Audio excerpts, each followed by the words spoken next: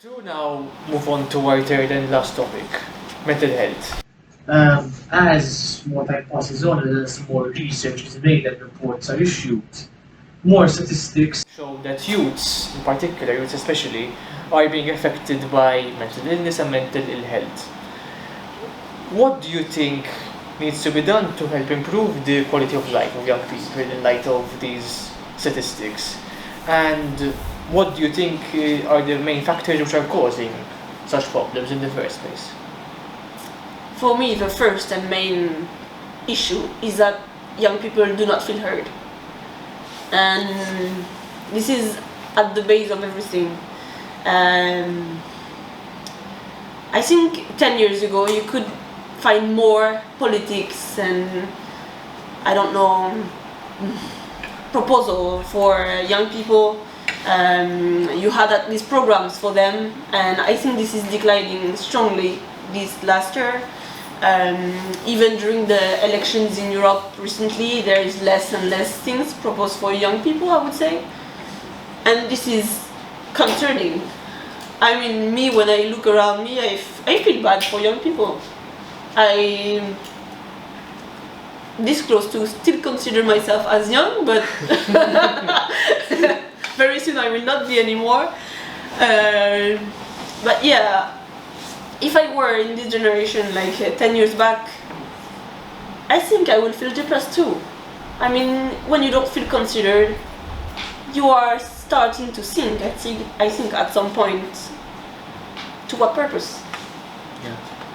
And I think with regards to politics itself, there's an element of tokenism. So there's a lot of proposals. In Malta, I think that's what happens, that there are proposals, but then they don't have any substance, and youths are just used as a platform to get more votes. So it's something that definitely doesn't allow for youths to be heard. And I think certain communities are exasperated by this, and even to touch on certain other aspects of the question, it depends as well on the age of the youths. For example, if they are students, because students obviously have school to go to, it's mandatory up until a certain age, and they need to combat with the workload of keeping up with their studies, and like I said, manage extracurricular activities, family, and taking care of their mental health as well. With regards to working youths, like we said, the cost of living is rising, so it's something that they would definitely need to cope with, along with the pressure of settling down, finding a family. And there's also a lot of other stressors currently to mental health, like the environment. The pandemic was also one of the biggest things. So yeah, it's definitely something that's very complex, like we said previously. Yeah. I think this mental health situation is also linked to what we ask to the youth right these days. We ask them to be able to find a job, to sustain themselves, then to think about a family, then to get engaged, then I mean, you have so much things we ask the youth to be able to do, but they cannot do anything and everything, and they cannot, check all the boxes just to please everyone. And themselves as well, because society creates a pressure on the specific person. Yeah. And social media doesn't help.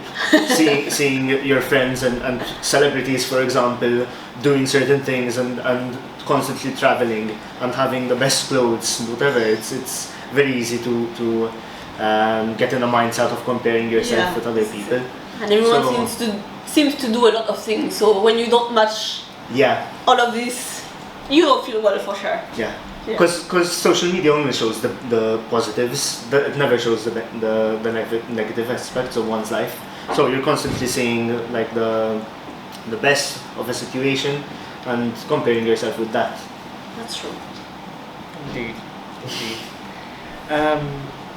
What improvements, if any, do you think need to be made in mental health services, and where do you think that mental health care services may be failing currently? So personally in Malta in recent years there was a shift to deinstitutionalize the mental health services and get them to be more on a community level. And I think whilst that's something that's very positive, it needs a bit more effort and incentives for it to be, first of all, more efficient and more meaningful to the persons. One specific note that I'd like to touch upon is mental health first aid. In Malta, it's only provided by one entity, I believe, and it's not provided, it's provided at a fee, so not everyone will be able to afford it. Obviously there are certain incentives when it comes to, for example, university have the degree plus, and it's something that there are certain courses that are provided at a very minimal fee, but it's something that certain persons with financial issues may not be able to afford, and thus it creates a discrimination in terms of that. Yeah, I think about discrimination, affordability, we could say a lot. I mean, if you need to pay or to give something, to have access to help concerning health issues, this is a real problem. Because usually the persons with the most health issues are the ones that have less means. Yeah, definitely. So this is not going anywhere. And I think if you want to have a great service for health issues, mental health issues, you have to give you the means to go for it. And if you want to help the population that do not have the power or the possibilities in the global service to have what it takes, you need to find a solution. Yeah, definitely. Yeah. And I would also say that more training needs to be given, not just to mental health professionals, but to all healthcare professionals, and even specifically in the youth sector, youth workers, teachers, parents as well. Yeah. So very often there's a mentality that mental health is a taboo. It's something that you just need to Hide. manage, Yeah. so and hide. But that's where we need to implement this mentality of acceptance and tolerance and helping each other at the end of the day. Yeah, and for youth I think it's complicated also, because when you are grown up, you can have psychologists or those kind of professional people that can help you. When you are a kid, this is different. I can speak for France because I don't know very much how it's happening in other countries, but usually in France you have a nurse when you are in school, and I think over the years the nurse system just fall apart. Now sometimes you have a nurse, but for, I don't know, 3 or 4 different schools, this is very different for this professional to be able to do their work correctly. So sometimes you are in school, you have an issue, you need to speak to someone. The teacher is not the person indicated for this mission. So you want to see the nurse, but the nurse is here on Thursday. And we are Tuesday. Oh, bad luck. What can you do? I mean, you don't have anything to go to, so you have friends, good. But maybe they cannot help you, and if you don't have friends, you are alone. Yeah, in Malta we have a system where there's counselors. Yeah. But very often there's an element of fear that there's no anonymity. So you're going to the counsellor and you're telling them about certain problems, but you fear. And I think it's something that is very internal, because there may not be a problem in itself, but to open up about a certain issue, you need a bit of courage, and you need to be, you're obviously going to think about something like this, that what if someone finds out about it, or some whatever. So it's definitely a big problem that needs to be tackled. especially in schools, because the younger generations of youths are spending so much time in schools, more than nowadays they're spending at home. And there also needs to be this kind of service in work opportunities, in jobs, in placements, in career aspects, because everyone goes through mental health issues at one point in their life. So it's something that's definitely rising with future generations. So it's something that needs to be worked on.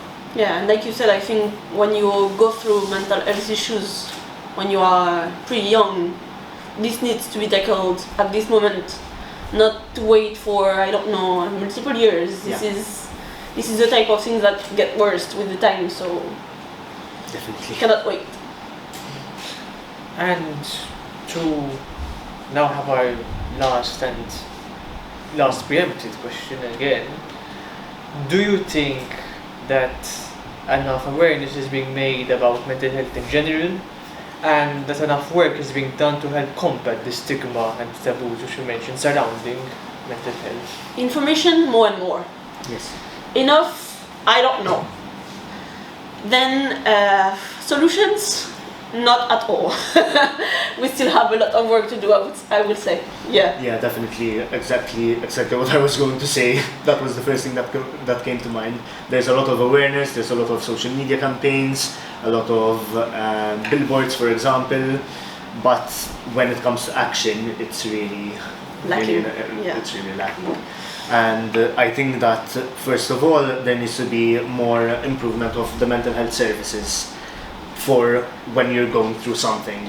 And there's also a need to eliminate the stressors so that it's preempted. You're not just like having mental health issues and need to combat it and cope with it there and then, but you're also looking to create a society where these mental health issues are avoided altogether. Obviously, you can't get rid of everything because there's always going to be something. But if you can work to at least mitigate certain stressors and certain anxiety-inducing situations, it would definitely be helpful to society and the individual persons. 100%. That was our last question and brings today's event to an end. Before wrapping up, however, I don't know if there are perhaps any concluding remarks and any information you want to pass on to those watching us in terms of should they wish to get in touch with you and where they can contact your respective organizations and follow your work. Well, I think the best way for young people to be involved in also this kind of discussions and to be part of the solution is to get involved. Yeah. So there is many structures that can allow it. I mean, in high school level, for example, there is some instances you can get involved. At work too. But yeah, remain in the margins never helps.